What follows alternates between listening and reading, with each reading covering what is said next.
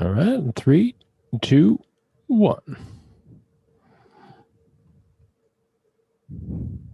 Hey everyone, welcome to the H.R. MacMillan Space Centre. I'm Michael here in our Ground Station Canada Theatre at the H.R. MacMillan Space Centre, located on the unceded territory of the Musqueam, Squamish, and the Tsleil-Waututh. And since it's Ask an Astronomer, that means we get to talk to our astronomer, Rachel, who is upstairs. I'm downstairs. There's actually people in the building. How are you doing, Rachel? Pretty good. The sun is shining. I'm very happy about that. That's right. March 25th, 5 days ago, we reached equinox. Happy spring to you. How has your spring been going so far? Pretty good. Yeah, it's nice to see the cherry blossoms out. Yeah, it's quite Yeah. nice. See flowers for the first time. Quickly tell us sort of like the significance of equinox. Sure. Yeah. So when we think of equinox, we also think of also the solstices as well. And we're more familiar with solstices perhaps because that has to do with the tilt of the earth. And then we have that big seasonal change where it's either super hot in the summer or very cold in the winter. But equinox is a Hmm. little bit different because it's almost kind of an arbitrary date in that it is the moment where the sun seems to pass across this imaginary line. That imaginary line is the celestial equator, which you can imagine is just a big line that extends from the equator of the Earth. And so the sun is crossing from below that to above it, and that's what we call the spring equinox and the March equinox. So it does kind of seem random, but it is marking the first day of spring. Well, it is random, and then you could also say that time is also kind of random as well, right? All It's relative. we have arbitrary markers of the beginning of the day and the end of the day, the start of the year, the end of the year. In fact, solstice is the start of the Persian New Year, Nowruz. The Iranian people celebrate their New Year on the day of the solstice, and I think that's really cool. Because it does sort of feel like a bit more of a beginning. Like the spring does feel, like the Mhm. start of something. Sure, yeah, things are budding, birds are chirping. Well, speaking of things that are beginning, let's go back in time to a couple of news stories that we have talked about in the past. Of course, we're going to get to a big Mars update. Is anyone sick of Mars yet? Because we're not. We've got lots of cool Mars stuff to get to, but we're going to start today with our big story of probably one of the biggest space stories that has happened over the past few years, and that is the photograph of a black hole. And we have a new updated picture of this black hole. Let's get into what astronomers have found with this black Sure. hole. So let's see if I could share this. So you should be able to see a nice telescope and a black hole up there. Absolutely. And for everyone out Oh, there watching on YouTube, as we go through, just put your questions into the chat. We'll answer them all. And for all of you watching out on Telus Optic, hello to you. Maybe one day come on in YouTube and ask some questions live. We'd love to have you. So let's get into our first big story of the day, Rachel. so here is the image of M87 star. That's the black hole that the Event Horizon Telescope took the first ever direct image of, and that was back in I think 2019. They took the data in 2017, but this image was released just yesterday, so March 24th, and it's a new view of the supermassive black hole in the center of Messier 87, and that view is how it looks in polarized light. Now, the reason this is important is because this is the first time that astronomers have been able to measure this kind of polarization, which is a signature of magnetic fields, this close to the edge of the black hole. And you can see the edges of or lines of polarization here. Now, these observations are really important for explaining how this galaxy, which is 55 million light years away, is able to launch these relativistic or really energetic jets from its core. And you see that here, these jets extending out quite far away. And we also want to know how these magnetic fields help black holes eat matter.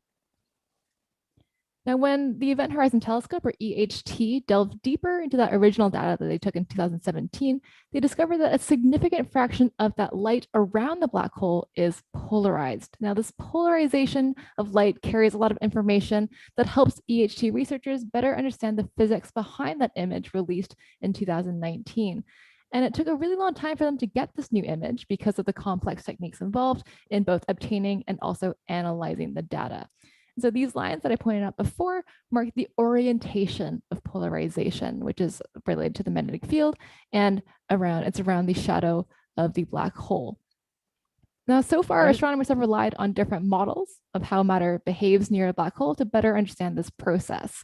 But they still don't know exactly how these jets, which are larger than the galaxy itself, are launched from its central region. That central region is about the size of our solar system. So it's quite a big difference in size there. And we also don't really know how exactly matter falls into a black hole. But with this new image of the black hole and its shadow in this polarized light, astronomers have managed to look for the first time into the region just outside the black hole, where there is this interplay of matter flowing in and also matter being ejected out. And these observations provide new information about the structure of how those magnetic fields look like just outside the black hole. And they found that compared to their theoretical models, the only models that they have that showed exactly what they were seeing were models that had these strongly magnetized gases. So we learned a little bit more about these magnetic fields as we're looking to or peer into near the center of this black hole.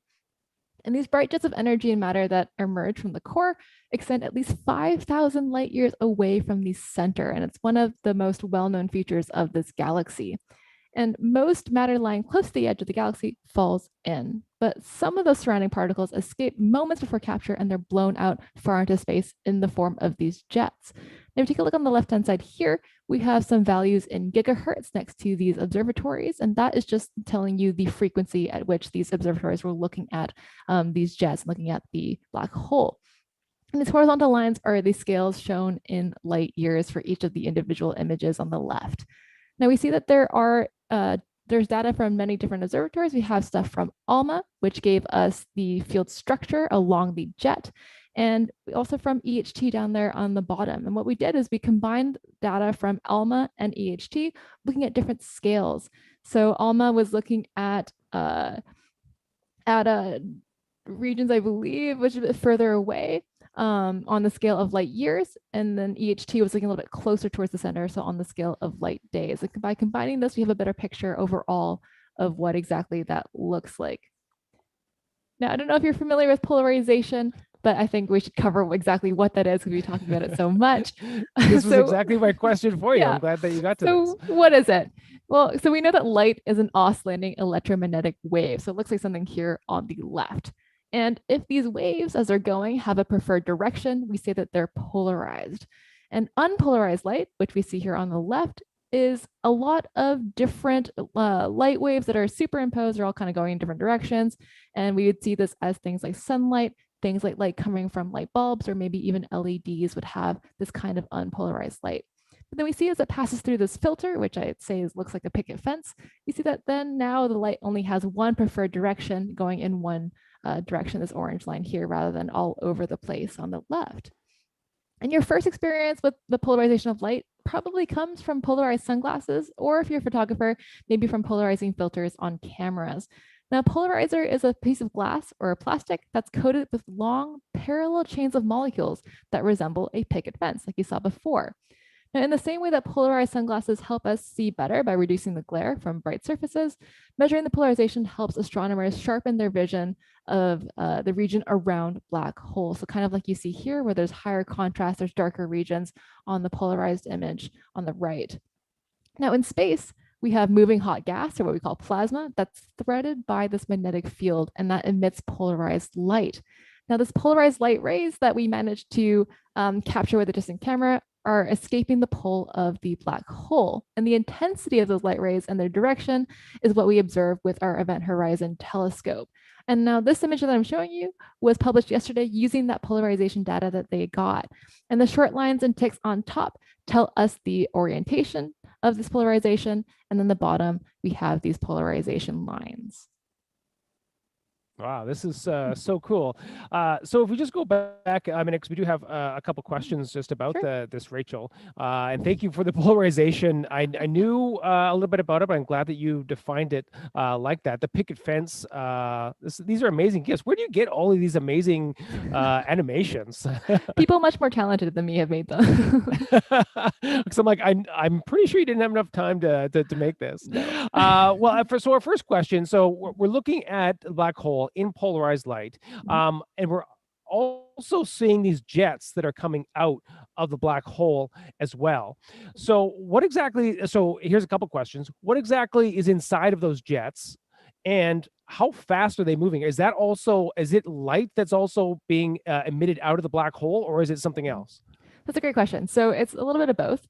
And they are traveling at nearly the speed of light, these jets. And we can imagine that these jets are the remnants or the crumbs of black holes being messy eaters. And the reason I say that is because when black holes eat matter, when they're eating stars, whatever's surrounding them, they tend to only get 10% of it actually into their bellies, into the stomach. And the rest of it, the 90% that's left over, gets spewed out in these jets. So they truly are very messy eaters as they're gobbling up stars. But that's what we're seeing here is these jets being this matter spewing out of the center of what the black hole has missed its mouth. Well, black holes and me have a lot in common. This is why I don't often wear white shirts when I eat. And I tend to blame because I have long arms and I feel like it's like a long path from like the plate to my mouth. But if my mom is watching, she knows all about this. I am a classic messy eater. Another question from Pride. So just sticking with these jets. So when you go into the black hole, you are stretched, spaghettified. We've talked about spaghettification before. Speaking of messy eater, that's a very messy food. I didn't even make that connection before. Black holes and spaghettification, like probably like the messiest food there is, right? You're Just like kidding. the dangling. Yeah, terrible Pasta. first date food. So matter is going into the black hole, becoming spaghettified. But are the jets spaghettified or spaghettification? Are they becoming spaghettified, or are they just like spewing out and not at the same kind of force as would be inside the black hole? So when you think of spaghettification, we're often thinking of some imaginary astronaut, some poor astronaut that we're sending into the black hole and they're getting stretched.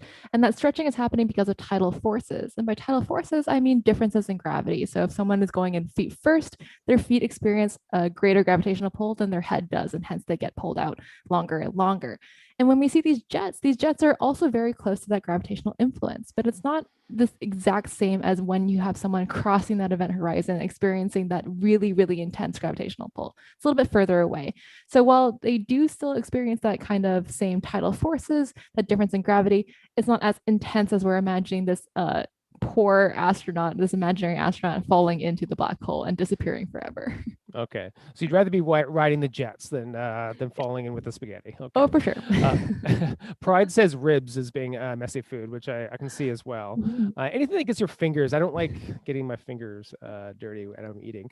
Let's move on to our next big story. So we're going to come a little bit closer to Earth. Of course, the planet of robots, the planet that we landed on were last month, and we are just starting to get some science results from Perseverance. So what has Perseverance found?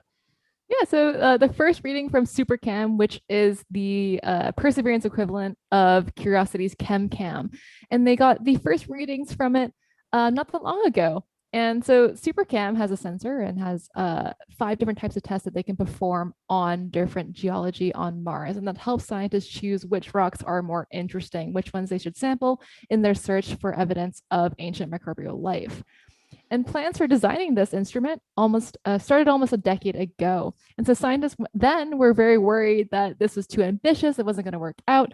So finally getting this first hard evidence that everything is working great is particularly exciting. And to do science on it is also particularly exciting.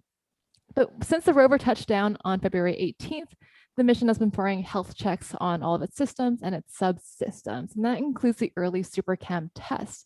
And that has these sounds of Mars. And they're recorded with actually remarkable quality. So if you go and take a look, you'll find that they're quite interesting. They I want to say increase in interestingness as you go down. But they were released on March 9th. And these are the SuperCam audio files. And they took these audio files just 18 hours after landing, at least the first few that they took. And so researchers are particularly excited to conduct science with these first sounds ever recorded on Mars. But the one that I'm most excited about is the third one, and that is the audio file on Percy's 12th day on Mars. And it's the sound of the SuperCam laser zapping rocks 30 times from about 3 meters away. And if you listen to it, you'll hear that some of the zaps are a little bit louder than others. And that actually tells us a little bit about the rock and the physical features of the rock, because the differences in sound can tell us things like the relative hardness or maybe what the exterior or outer coating looks like. This is so amazing. For years, many scientists have been advocating for putting microphones on the Mars landers. And of course, other scientists, especially the engineers, they'd say, it doesn't really have any scientific purpose. It's just going to add more weight. And of course, engineers are always trying to bring down the weight of their spacecraft. So the microphones would always get left off. But what I love now is that microphones can be really small, and that the microphones, actually are really small on Perseverance, and they are giving us science.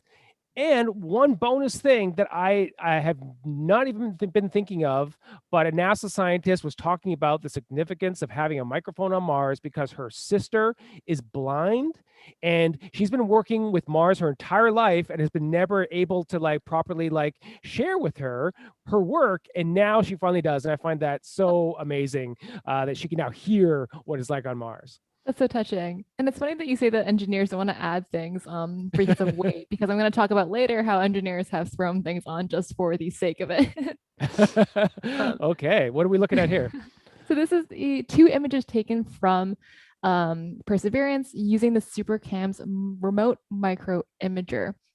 And this was taken just 3 meters away, and it's a view of a close up of this rock target. And so these arrows that I have here are showing the field of view of each image, and that's around 2.5 inches across. So you can see it's a very, very zoomed in photo of this rock sample. So to give you context of where this looks like or where this is, we have Perseverance's NavCam, which stands for Navigational Camera, and it took an image of the surrounding area, not only to provide context to the image, so where it is, but also to provide multiple different views of that rock.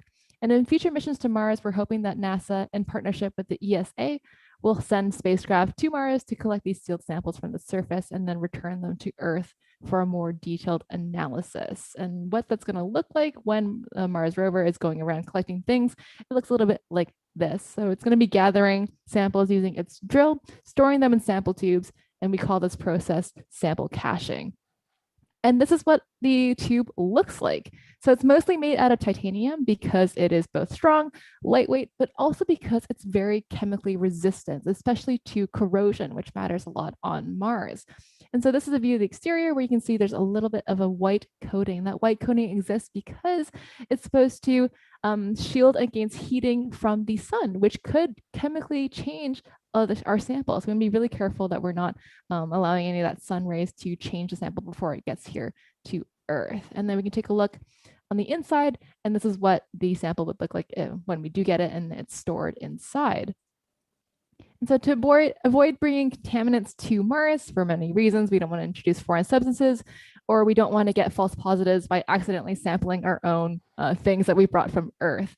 So NASA engineers work in what is essentially a clean room that is inside another clean room, just to really make sure everything is clean and good to go. Oh my gosh, this is so exciting to think that, and I don't know if this would happen, and maybe this is my question to you, Rachel, so that the scientists that put together that container that, maybe built it, put it onto a Perseverance rover, could they possibly be the same scientists that may get it back one day, or is that too far into the future, you think? So I would hope so for the sake of those scientists, building something, being able to see what it does and what happened to it. But I don't think so, because there is a panel of 10 scientists who were the 10 lucky scientists that are able to analyze the material that comes back. And one of those scientists is, I believe, Dr. Chris Hurd from the University of Alberta. So he's one of the Canadian scientists on this panel who gets to be the lucky person to look at these samples. Cool. And let's just go for a minute back to the microphones on Mars, because we got a great question about the atmosphere on Mars, because we do know that it's thinner, and we do know that sound waves travel differently on our planet as to Mars. So are the sounds quieter because of Mars's thinner atmosphere? Ooh, that's a good question. I imagine they're quieter just because there isn't a lot going on. So the most that you're going to be hearing in these audio files is Martian wind, and also the sounds of Perseverance itself. So in the third audio file, that was the chem laser that was firing, but also just noises from the Perseverance rover that's in some of the audio files they have filtered out. So in that sense, you have less going on. It's going to be quieter overall. Okay. And we need to get to Ingenuity because I'm already getting excited looking at these helicopter pictures. I've got the Airwolf theme song in my head. I know, Rachel, you have no idea what Airwolf is. I do not. Maybe some people out there know what I'm talking about. Let's get to Ingenuity, the Sure. very first Mars helicopter. So, of course, Ingenuity is the Mars helicopter that is accompanying Perseverance. And just 2 days ago, NASA announced that the helicopter's first Mars flight will occur around April 8th. So they said no sooner than April 8th. So we're hoping that maybe on April 8th that'll happen, but we're not too sure. So this is an attempt at a powered control flight for the first time of an aircraft on another planet. But before this test, the helicopter and its team both have to pass certain milestones first. And you can follow along and keep track of what milestones it's passed actually down here on the link. And you can probably pause and screenshot that link if you were very, very curious.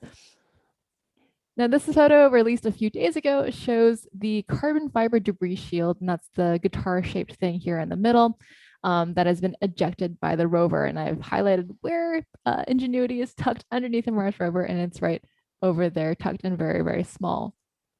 And so currently the rover is traveling towards a 10 by 10 meter site where Ingenuity is going to attempt this flight.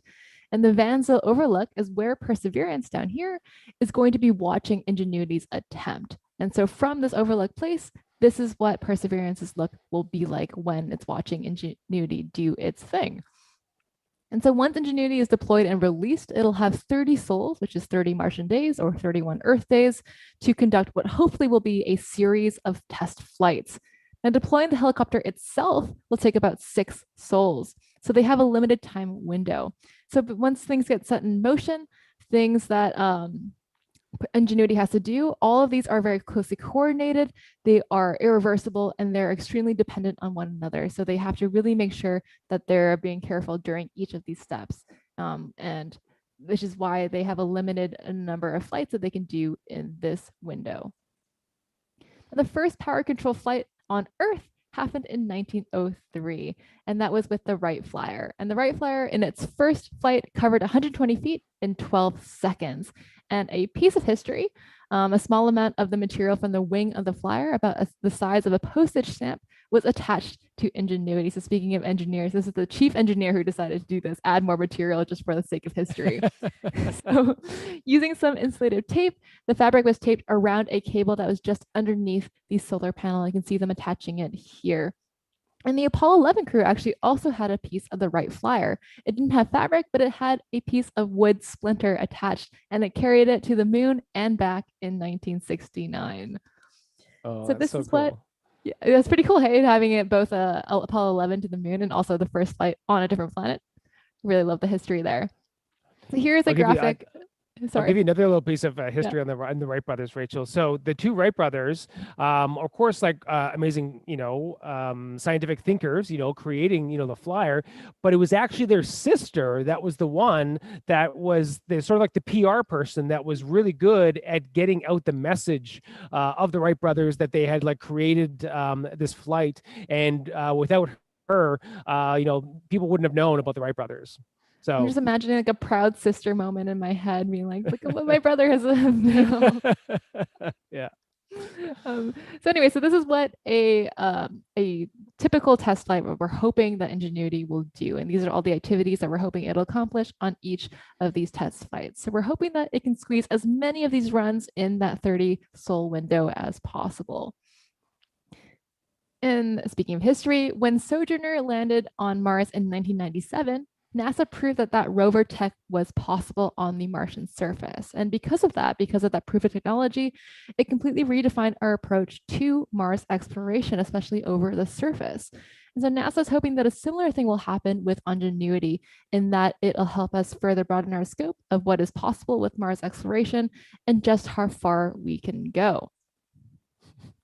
Rachel, as you popped up that last graphic, which is a painting, it's a drawing. It is. But up until this point, you have not shown us any graphics. They've all been photographs taken of Mars. Like, you showed us a picture underneath Perseverance. You showed us a picture of what Perseverance is looking at the mountain you showed us a picture from space looking down on Mars. Like, it was like, oh yeah, we have all these views now of Mars. Like, no big deal. Like, this is amazing. What an incredible advancement, because, even like 10, 15 years ago, we didn't have these images, let alone, back at the beginning of the century when the Wright brothers were just starting to fly and Mars was just a tiny little red dot, right? Incredible. Okay, so we got 5 minutes left, and we do have some questions. We're going to get to one question before we transition. Maybe we won't have time for What's Up with the Sky, but we can quickly go over that. But a really good question, I think. We're talking a little about Mars. What would be the next place for a robotic exploration mission, perhaps similar to Perseverance, do you think? Ooh, the next place. Besides exoplanets, which are terribly far away, I would probably say maybe Venus, giving Venus another go, even though the surface of Venus isn't exactly conducive to life because it's terribly hot. It's hot enough to melt lead on the surface, not great for humans. But we did try sending rovers to Venus, but they didn't last very long. So I'm hoping that maybe because Venus is one of the other rocky terrestrial planets, that we can learn a little bit more that way, because that's why we're looking at Mars, for the history of Earth as it evolved from the same constituents in the beginning of our solar system. Yeah, and I wonder, if instead of, if we go the other route of not Perseverance being a rover, but more of maybe some atmospheric orbiters, because we do have, lots of advancements with the mini CubeSats. So you could send a ton of maybe CubeSats to Venus, sort of like around the atmosphere, because that's really what want to study, right? What's going on up there? Of course, the possible phosphine that might be up there. Like, that's where we could really get some data around the atmosphere of Venus. And the best thing about CubeSats is that they're really cheap. So it doesn't have to be NASA. It doesn't have to be these big space agencies. I'm working with some high school students that are making them out of pop cans. It's an amazing time. Anyone can build their own satellite. I guess the theme of today, Rachel, is that we're seeing sort of like how science has advanced, and how, like, right now is an amazing time to be in space science. It is, and we should probably get a Space Center branded CubeSat. Oh, wow. I mean, maybe when we get back to opening full time, maybe they'll let us do that. Sure.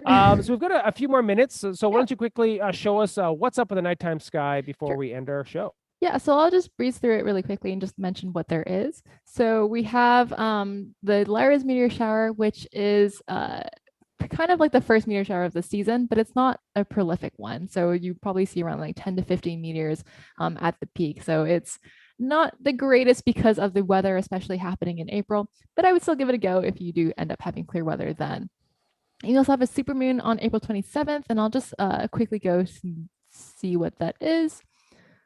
So supermoon is that difference in the orbit of the moon as it goes around the Earth. It has a closest and furthest point away. And so we have it when it's really, really close. We call it as supermoon because it looks a little bit bigger. And so for us, the supermoon in April is also called the pink moon. It's a full moon. And we call it the pink moon just because of the lovely pink flowers. You can imagine the pink cherry blossoms that are happening right now. And that's why we call it the pink moon. But there's a lot to look forward to. And of course, Mars, I'm just going to leave this up here if you want to take a screenshot. But Mars is great because I always go out and I always go and look and think about the fact that Perseverance, Curiosity, all these rovers, Ingenuity are up there doing science. And it's a wonderful thought. Awesome. Well, go out there and look up at the nighttime sky. And if you want to come to the Space Center, we do have our telescope on Friday nights. In fact, tomorrow night, we might be sold out. But if you go to our website, you can buy time tickets. There are people in the building walking around. We're actually even looking at the sun right now with our telescope. So you can buy a ticket, and we're open Thursday to Monday now. So we're sort of like expanding our days. Unfortunately, we can't be in our theaters quite yet, but we got lots of fun stuff planned. And if you want to hear more from Rachel and I, we will be back here in 2 weeks. So that date that you had mentioned when Ingenuity is flying around, April 8th, that is in 2 weeks. So that might be our big story of the day. And then our Cosmic Night for April, we have just confirmed our speaker, April 14th. The theme is What is Life?